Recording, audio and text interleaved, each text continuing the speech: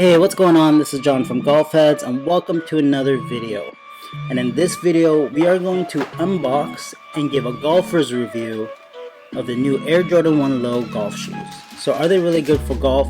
Stick to the end of the video. We'll give it a rating out of 10. And now, I know these sold out quickly online because of the resellers and the bots, but I know Nike did make a lot of these and there will be restocks and new colorways in the near future. So keep a lookout on those. So the first thing you notice when you take it out of the box is that this pair actually looks and feels just like a regular Jordan 1 Low. From the uppers to the outsoles, there's no distinct features that really stand out that make it look like a golf shoe.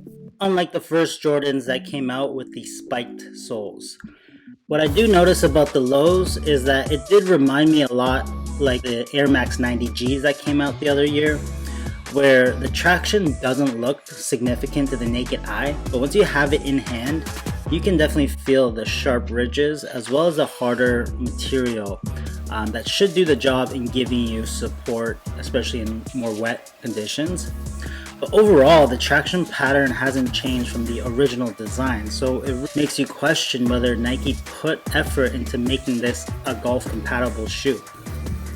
The uppers itself are waterproof in the toe box, so when I did this little test, my hand was completely dry. So that is definitely a plus, especially when you're golfing.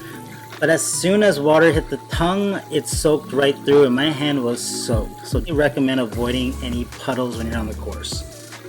Now, one thing I was concerned about was the sizing, because I heard a lot of people said that it runs a half size too big.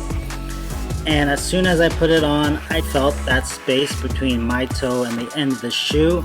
I wish I went a half size lower, but you know, you don't have the flexibility on these drops. You gotta just get what you can, and I'd rather it be slightly bigger than too tight. But overall, if you do find this pair, I definitely recommend coming a half size lower. And it did fit pretty snug around the middle of the foot, which I think is a positive. Definitely don't want the shoe to be too loose, but it does hug the center part to your foot really tight. You might need to break it in a bit.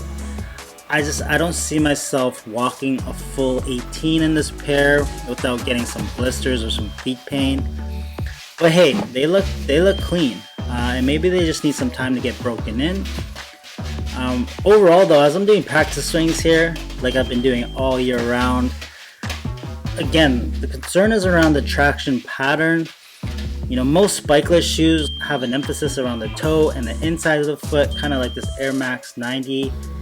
And I feel like the issue that you'll come across is not being able to follow through on the swing as comfortably as you would in most golf shoes. Again, this pair looks and feels just like the original silhouette, but not much has been done to it other than making those ridges. So I don't know, I can't recommend this to most golfers, especially if you're looking for comfort.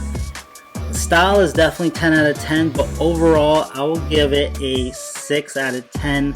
I just felt that Nike could have done a bit more to make these proper golf shoes. I would even like to see a spiked version in the near future. But let us know what you guys think in the comments below. Appreciate your time. Thanks for sticking through this video. We definitely have more to come, so God bless.